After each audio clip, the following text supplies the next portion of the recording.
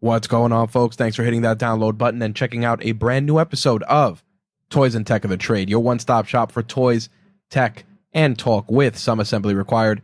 I'm your host, Rich, and if this is your first time checking out an episode, first of all, welcome. Second, a bit about what we do here. Toys and Tech of the Trade is an interview series where we sit down with content creators, entrepreneurs, and awesome folks that are on our radar and discuss the gadgets, the gear, and the tech that they use to create their content, run their businesses, and more importantly, be more productive.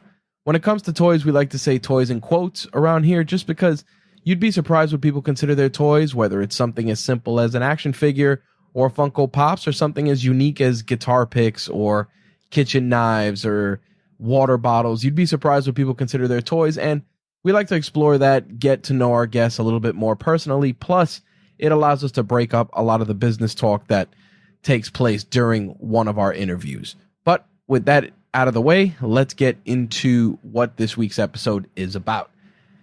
If you checked out last week's episode, first of all, you got it a little bit early as it was a bonus episode, but I am happy to say that Brandon Fastberg, who was the founder of the Avocado Club and was launching the Kickstarter for Hadi Aguacate, recently announced that his hot sauce, which we discussed on last week's episode, was fully funded 104%, 105% as of the recording of this episode. Huge congrats to Brandon for that. An amazing campaign, and it's still in progress. So if you want to check it out, you want to check out the hot sauce, by all means, make sure to check out the link in the show notes for this episode. I got my bottle a little bit ahead of schedule, but I did back the campaign, and I got to tell you, I love hot sauce. I'm a big hot sauce connoisseur, and a couple of things made me want to have this conversation with Brandon. Number one, he was a fellow creator. Number two, he was a fellow New Yorker. Number three, he actually lives in the same borough as me, which is Queens. So it was a no-brainer to showcase a talented entrepreneur such as himself, and more importantly, show a little love to some of our local creators. Of course, Toys and Tech of the Trade has no problem sharing anyone's story, but New Yorkers, especially those in the boroughs, they're going through a lot. I mean, the entire country's going through a lot, but New York is definitely getting punched left and right. The city, if you've been following it and you don't live in New York City, you know that certain parts of New York State are going through varying levels of easing restrictions, some more than others. In some parts of New York, you can eat indoors, in others you can't. And that's impacting a lot of the restaurants and local food scene, especially in New York City, in the boroughs.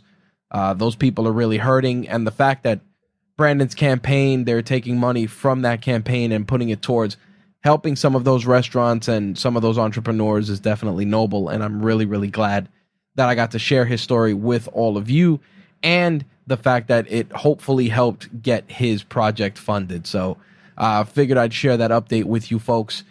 As for this week's episode, with back to school pretty much imminent and in some cases already in full swing, whether your children are going back to school virtually or going back to school with hybrid learning in school and at home, I wanted to share some gadgets and some gear that I think would help not only your kids when it comes to school, but you as well. This is, I guess, a part two of our work from home series that I shared when I was actually working from home with my day job, which obviously I'm not doing currently as I'm laid off, but still, nonetheless, you would be surprised how vital it is to have a fully working space, not only for yourself, but for your kids as well. People don't understand that kids, especially with what's been going on, they need the interaction, especially person to person, face to face. The virtual thing, it's cool and all, but much like us grown-ups, kids get distracted easily. And I know plenty of parents already who are experiencing many different challenges. So I'm hoping some of the gadgets and the gear and the recommendations that we have here can help some of you, maybe give you folks some guidance, and more importantly, bring you some value. By all means, I, as someone who has a very, very young child, my daughter's actually turning 2, I can't attest to the granular needs of what kids are going to need to go back to school. My two sisters are both special needs, so they don't go to traditional quote unquote school programs.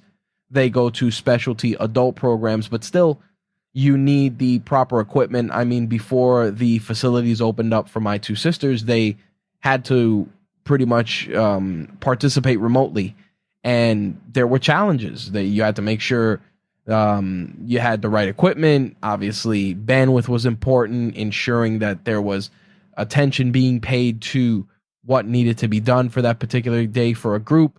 And like I said, I'm hoping that some of the stuff that I can share for this episode will be applicable to your young ones that are going back to school. And for some of you that are working from home that missed our gear recommendations with regards to working from home, hopefully there'll be some additional tools here that can help you out.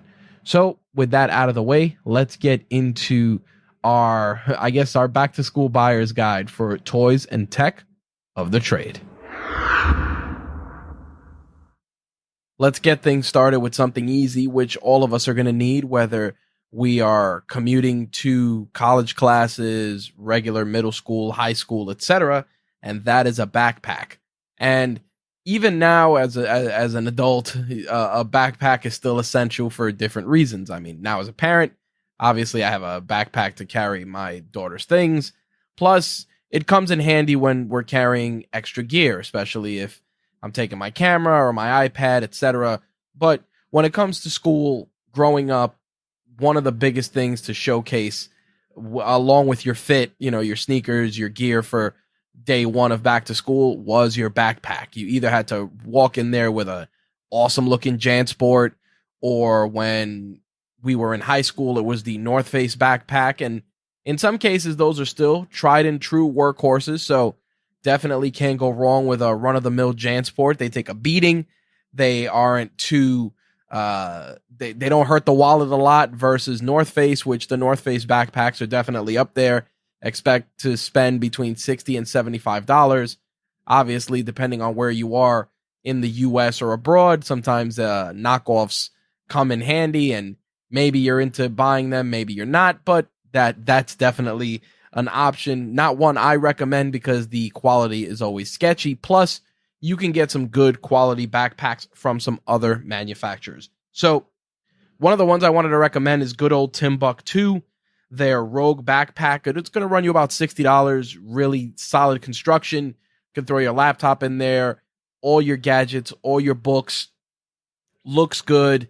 Not too over the top, not too old man looking if you're giving it to a kid going into high school or middle school.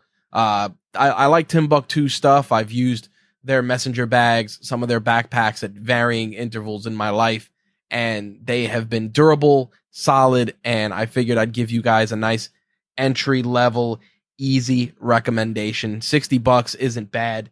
If you want to go a little lower but still solid quality, Under Armour's Hustle backpacks. Growing up, Under Armour was one of those things, especially as I got older, that was performance, geared towards performance, athletes, etc. But over the last 5 or 6 years, they've really become a full-fledged lifestyle company. I mean, The Rock has been a big part of that with some of his stuff, some of the athlete partnerships. But one of the things that's really impressed me are their gym bags and backpacks. I was actually in a Dick's Sporting Goods here in New York, and I got to see some of the backpacks, and I was really impressed with the Hustle backpack. I actually contemplated buying it because gyms started opening up here, and I didn't want to wear a duffel bag because with gyms being open, locker rooms are closed, and in some cases, depending on the gym, they may open the lockers, but I just didn't feel comfortable putting my stuff in there. So I didn't want to lug around a duffel bag throughout the gym, so I was looking at backpacks, and I got to be honest, the Under Armour Hustle backpack definitely got my attention. Has a little pocket on the bottom to put your sneakers, and I figured throw in some lifting straps, a few other things, my training log, and some additional gear, and it was great. But obviously, from a non-gym rat application, I think for any school kid or college kid, the backpack is solid. Great construction, takes a beating. All the usual Under Armour refinements are there. Great waterproof has great waterproof capabilities. Like I said, holds a ton of stuff, and it looks, most importantly, it looks nice. It looks fashionable, and more importantly, it is functional. Now, if you got some deeper pockets and you want to give your kids something with a little more clout, a little more versatility, Razer, which does some really awesome laptops, which are expensive, actually does peripherals and backpacks and stuff. And their Mobile Edge backpack, which I actually saw at Micro Center recently, really impressed me. So much so that I said to myself, if I were commuting to an office, I would definitely use it. Lots of pockets, lots of places to store your gadgets and your gear. Headphones, if you're a big Beats person, there's a nice spot to put your headphones. You can put a laptop in there and books as well. But like I said, more importantly, looks cool, can definitely start some conversations. So if your kid's going to school and you want to splurge a little bit, give them a really awesome backpack, got to recommend that Razer Mobile Edge. But again, from a value standpoint, especially in the current economic climate, I got to be honest, all of these are all solid. Different price points I wanted to give everybody, but a good old JanSport still gets the job done, like I said. But we'll make sure to include links to some of these other backpacks that I mentioned, and you will be free to choose. Now, if your kids or even you are doing any sort of remote work, whether it's calling into a conference call via Zoom or Microsoft Teams, or your kids are using Zoom, one of the most important things is a good microphone. And I know with the current climate, it is impossible to find webcams, microphones, all of the usual stuff. So I get it and I empathize with you, but I got to tell you, things are slowly starting to creep back up. I'm starting to see more webcams in stores. I'm starting to see more microphones in stores.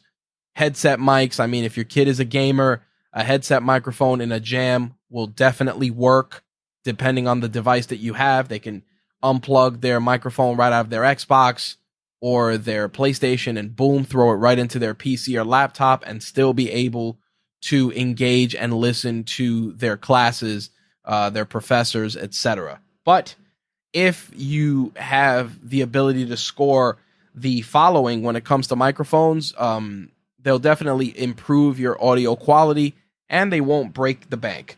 It's a no-brainer. You got to recommend the Blue Snowball. Blue microphones have been tried and true for as far back as I can remember. When I was podcasting and I started with a Logitech headset, shortly after moving away from headsets and exploring some different microphones, I ended up picking up a Blue Snowball. It was great. Easy USB mic that you can just plug and play. Doesn't cost a lot. Helps you sound clear, audible, and more importantly, especially if you're trying to present or your child is interacting in a group setting, you want a good microphone. Blue Snowball, can't go wrong. The Ice, which is the round one, is really, really good. There's obviously higher tier Blue microphones you can get that are expensive, and they do equally as good, but a Blue Snowball Ice is a easy no-brainer when it comes to microphones. But the podcaster in me also can't help but recommend Audio-Technica's ATR 2100. The ATR 2100 was a great podcasting microphone, but the best thing about it, besides it having the ability to be used with a mixer due to its XLR ports, you can plug it in via USB, and it also has a headphone jack that your kids can just plug a pair of headphones right into it, and that's another way to get good audio. That one should run you between $59 and $69. Like I said, if you want something a little bit more versatile, you can go that route. But the Blue Snowball is probably one of the easiest choices I can recommend. One of the easiest mics I can recommend in a sea of choices. Like I said, easy on the wallet and great sound quality. And you can pick up a Blue Snowball pretty much anywhere. You don't have to rely on Staples or any of the usual places. Best Buy carries them if you have Micro Center, Amazon, of course. Even GameStop, depending on the area that you're in. Sometimes GameStop actually has the Snowball microphone. So check any of those places. We'll make sure to put links in the notes for this episode. Now, when it comes to webcams, there's a lot of choices out there, some better than others. The high-end choice would be the Razer Kiyo, which I like because the Razer Kiyo webcam has a built-in ring light, which obviously to light your face, make you look a little bit better on camera. It's a no-brainer. It usually runs about $99, but it is impossible to find. My next recommendation would be Logitech C920. The Logitech C920 is a workhorse. I still use it now for Zoom calls, podcast calls, any sort of Skype video calls. The C920 is great. The 922, I believe, now has a cover to add a little bit more privacy, which is one of those things which, if you're someone who is concerned about that sort of thing, the C920 doesn't have a cover. You can buy an aftermarket privacy cover. It's going to run you about $15. You can throw it right over if you feel uncomfortable having a webcam plugged in at all times, or you can always just point it towards the ceiling or something like that. But if you don't want it to pick up audio, of course, disconnect it for some additional peace of mind. But the Razer Kiyo, top recommendation, mid-tier, Logitech C920, or the Microsoft LifeCam, which was another one which I ended up giving to Turnbuckle Tabloid's Jay Santee, which he uses for his live streams. Again, great cameras, clear pictures, HD, make you look nice. But more importantly than a good camera, as always, lighting is another thing to focus on, depending on if you're someone working from home and you want to have just a good presence. Lighting, definitely make sure to, if you're by a window, use the natural light from a window, which is always good. If it's just your kids interacting with the teachers, you definitely want clear video, but lighting and all that extra stuff may not be necessary. But I got to put it out there nonetheless. So again, the Logitech C920 should run you about $79.99. The Microsoft LifeCam, same thing, between $50 and $70, and the Razer Kiyo, which is $99. Now, obviously, if you're using mobile devices, iPhones, AirPods, Apple Watches, you're going to need something to charge them, especially if you have a very limited workspace. Logitech actually came out with a really cool docking system, which I actually ordered because it was out of stock at my local Micro Center. And basically, you can throw your AirPods on there, the ones that have wireless charging. You can throw your Android or iOS devices there with iOS charging, and your Apple Watch. And it's a nice little all-in-one unit that you can throw on your desk. It's going to run you about $119 to $120. And the reason I'm recommending it in back to school instance is because if your kid's going to be using their phones heavily, or you're going to be relying on using the Apple Watch to message your kids to see if their studies are done, or if the Zoom class is done and you don't want to interrupt them, you're going to need to charge all of the stuff. And nothing is worse than a bunch of wires running across your desk, especially if you don't have a dedicated home office space. If your kid is using dining room table, living room table, eat-in kitchens, whatever, you kind of want a place where they can dump all of their gear to charge, and more importantly, reduces the wire clutter. And it's not terrible. Like I said, it's going to run you about $119, $120 for the Logitech dock that I'm recommending. Of course, you can go cheaper. You can get an Anker. Anker makes lots of great wireless docks that you can use. And of course, there's plenty of other third-party ones on Amazon. But the only reason I don't like recommending those is because the quality is questionable. You may run into an instance where your iPhone may be charging great, but your AirPods may not, or maybe you're not getting the proper voltage. And that's something that always concerns me if I had to recommend any sort of weird third-party docks from companies I don't know.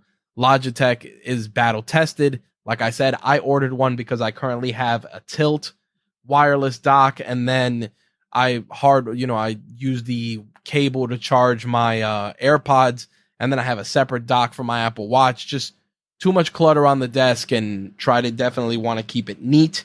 So that is definitely a recommendation as well. Now, when it comes to note taking, obviously pen and paper, can't go wrong. After pen and paper, I got to recommend Microsoft OneNote. I am a huge Microsoft OneNote user.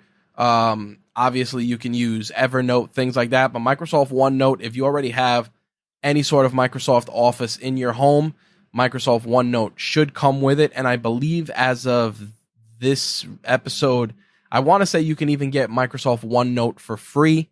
Love it. It works on your mobile device. It works on tablets. It works on your PC.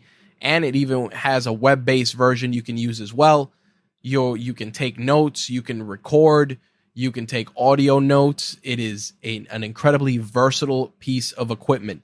So much so that I actually use it to do show notes for episodes of Toys and Tech of the Trade. Used it for My Take Radio when I learned about it. There's so many great uses for OneNote that I cannot recommend it enough. If you want something versatile for your kids to be able to take notes, synced across multiple systems, even across devices, whether it's, laptop, desktop, tablet, mobile device, I cannot recommend Microsoft OneNote enough. It has been awesome, and I love using it. If you got a little extra coin, of course, you can get any decent note-taking app for your iOS device. If your kid is using something like an iPad, if your child is using a Chromebook, you cannot go wrong with Google Keep, which is Google's note-taking, one of the many note-taking things that Google offers besides their little office suite that they have.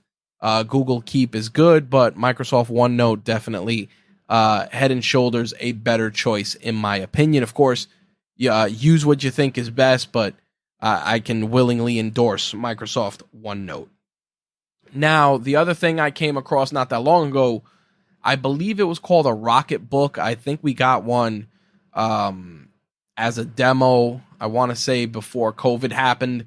And basically it's a notebook with reusable paper that you could write in. And I believe you heat up the pages to clear them. But I thought it was very cool, very innovative. It allowed people to go green if they didn't want to waste paper. The one that we had, and I want to say it was one of the first versions, was really, really cool, showed incredible promise. And I think it would be a great addition if you want your children to take physical notes with pen and paper, pencil and paper.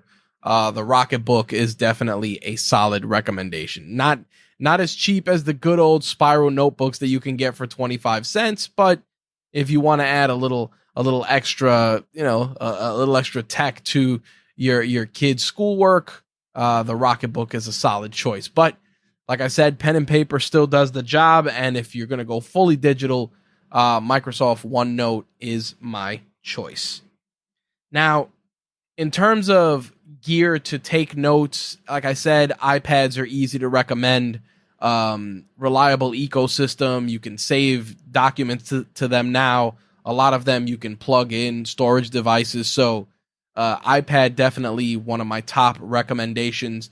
Chromebooks are always good. Schools are providing them now. And again, if your child is familiar with the Google ecosystem already, Chromebook is a no-brainer, and they're not very expensive either. I did want to throw a recommendation to Microsoft Surface Go, which is their competitor to the iPad. Again, if you're already running a Microsoft Office type of a situation in your home, the Microsoft Surface Go 2 is solid. I actually played around with it at Best Buy, and I said to myself, if I wasn't a heavy iPad user, I would definitely consider the Surface Go, just because it's, again, easy to use, especially if you're already familiar with Windows and all of the navigations that are involved in the Microsoft operating system and in that ecosystem. Again, solid recommendation, comparable to some of the lower tier iPads. I think you can pick up a Surface Go for around $400. Like I said, iPads, you don't have to get your kids an iPad Pro. don't have to do it. You can get a regular iPad that has the pencil capability if you want them to take notes, and that will do just fine. Obviously, if you want to get an iPad to, replace a laptop or just be your child's main device, you can do that too. Laptops, of course, are always solid. I can have a laundry list of laptop recommendations because there are so many good ones out there that won't break the bank, but that's something where you're better off checking out people like Carl Conrad, MKBHD, your average consumer. There's a lot of great YouTubers out there who can really get into the nitty gritty of laptops. It would be a disservice to all of you for me to give you a laptop recommendation when I am primarily a desktop user. I will say though that I am circling the MacBook Pro for a couple different reasons. Number one, just to reacquaint myself with the Mac ecosystem. Number two, I want to kind of learn how to use Final Cut for video and kind of mess around with audio editing on the Mac side of things, but not something I've pulled the trigger on yet, but worthy of exploration. Now, I want to talk about something that I've recommended before, and right now with back to school, keeping your children focused, hell, keeping yourself focused, you'd be surprised how easy it is to lose track of time. And I'm not, this isn't some sort of paid gig or sponsorship. In one of the things that was a lifesaver for me when I started working from home was there's different names for it, Pomodoro timer, Pomodoro technique, tomato timer, etc. Basically, what it is an application you can put on your phone. I believe you can even find versions for desktop. And what you do is you do blocks of work, 20 minutes, 30 minutes, depending on the app that you're using. Set a timer, do that. Then when the timer's up, you take a 5-minute break. You can take a 2 to 5 minute break depending on what it is. Some apps allow you to go longer. Either way, you do 30 minutes of dedicated work, take a 5-minute break, walk around, stretch your legs, grab a snack, come back, boom, do another block. And depending on which app you're using, it's a little game, and you can try and get as many 30-minute sessions in as possible. Listen, I can tell you from experience, one of the craziest and most, mentally draining things is if you're trying to work and you're in a house by yourself and you're trying to stay focused and there's 1,000 distractions, whether it's the mailman with the door, your house phone ringing, maybe you got to get up and make yourself lunch, etc. So it's easy to lose track of time, and I cannot recommend it enough. I'm being honest. And if you're working with kids are going to get annoyed, bored, etc. if they got to look at a screen or deal with any sort of video stuff, especially if they're not if they don't need to be in front of a particular class or a teacher, and they have to just work on their own. I think doing something like this would be really great. It'll help your kids stay disciplined and focused. It'll let them look forward to that 5-minute break. You can let them get up, walk around, do whatever, boom, get them right back on course. Another 30-minute block. Same thing for my fellow listeners that are working from home. Listen, do that, because what happens is you get sucked in, you lose track of time. Sometimes you don't eat. Sometimes you eat at your desk. You don't stand up, walk around, go outside, stretch.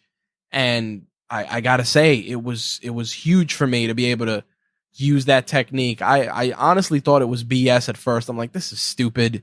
You gotta work and et cetera, et cetera. But doing those 30-minute blocks, especially when the weather is nice, you get up, you go outside, you get some sunlight, which is important. Getting plenty of sunlight is huge. It's good for your mood. Good to get vitamin D in your system, etc. That, look it up, Google it, you'll see what I'm talking about. But I'm serious. Doing it that way has been huge. And when my daughter was born, it was easy to get up, go pick her up, give her lunch, et cetera, et cetera. I made sure to structure my breaks so that I can get up, give her lunch, do all this stuff. And this was when she was smaller. Now that she's bigger and running around the house, it's a different ball game. But when she was smaller and not moving around as much, you'd get up, or I would bring her chair into the room and, get up, take a break, pick her up, go carry her outside, get some air, etc. I'm telling you, it sounds crazy. It sounds ridiculous. Try it out. I'll give you a couple of different app recommendations. What I use on iOS, which I believe it's called the Tomato Timer, and I'll see if I can find something for Android, desktop, etc. You won't regret it. I'm telling you. And I think that's a good way to bring it home. I mean, the only other thing I have to say is dedicated workspace. So I wasn't going to go into this, but I figured this would be the last bit of knowledge I can throw everyone's way. Dedicated workspaces are key. You need to have a way to separate from home mode to work mode. You need to have a way for your kids to go and really separate from being in the house to, quote unquote, being in the classroom. Set up a quiet space, figure out where it can be, quiet corner in the dining room, quiet corner in another room, and really, really hone in on making it a space for productivity.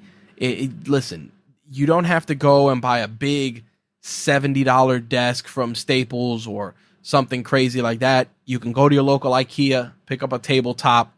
I believe it's the Linman. They're usually about $8 to $10 for a small tabletop.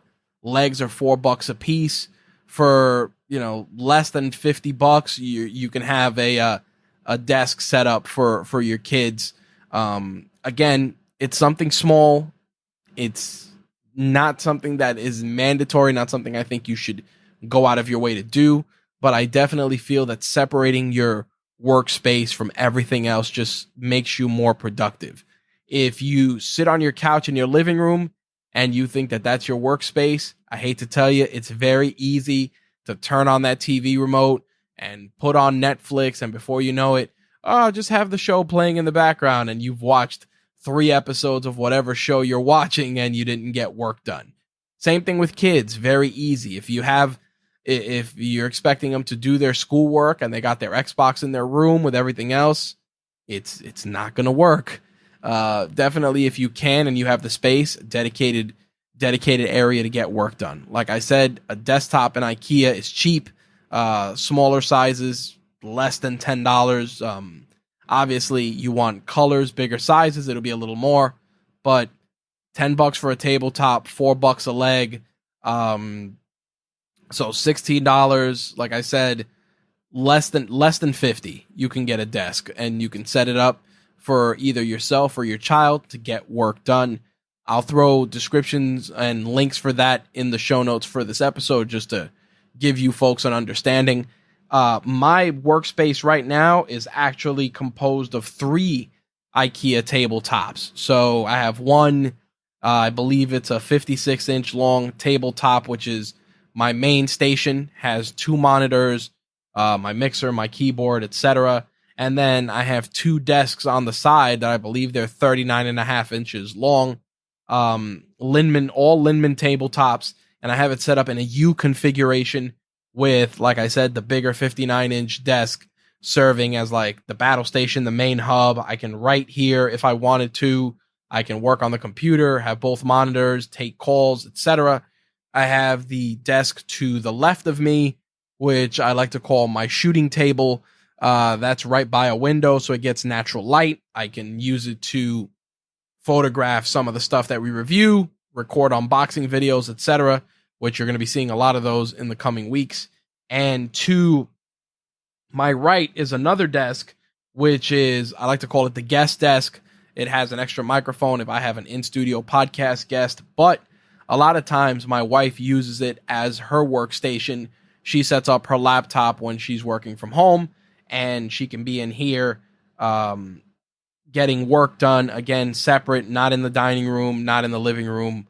That way my daughter can have time to herself, watch her shows, not be driving my wife nuts, mama, And again, just a quiet space where she can work, and it's good.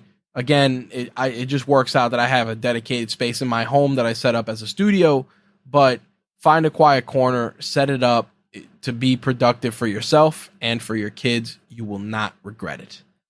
All right. I think that is a great way to wrap up our back to school gear guide, back to school gear recommendations. Anyway, back to school in general. I'm hoping that some of these recommendations helped you out. I threw a lot of personal anecdotes in there because I get it. And, I've lived through it in varying degrees, obviously, in the current state of affairs. Things are up in the air. Some kids are back at school. Some kids aren't. I know a lot of you are scared with this COVID stuff, whether you're scared because you don't want your children to get it, you don't want to get it, or you're scared because you don't believe in it. I mean, listen, I'm not going to talk political ideologies here or anything of that nature, but I will put this out there, and I said it to someone recently that used the argument about, COVID being non-fatal to many people, etc.